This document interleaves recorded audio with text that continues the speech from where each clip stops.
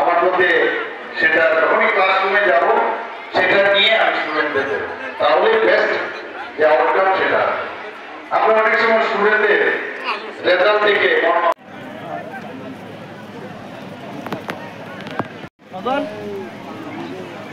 তার থেকে এখন অনেক বেশি আমরা সেটা বাড়িয়েছি।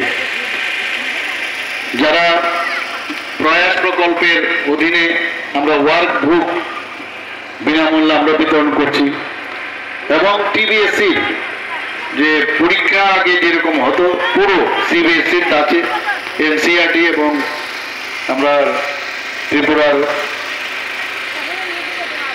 যে আমাদের যে এডুকেশন পলিসি, সেই পলিসি অনুসারে আমরা সেই প্রক্রিয়া পদ্ধতির মধ্যে আমরা আমূল পরিবর্তন এনেছি।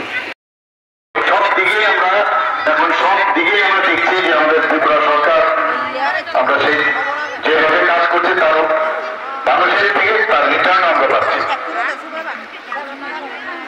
আমরা এর মধ্যে আপনারা দেখেছেন যে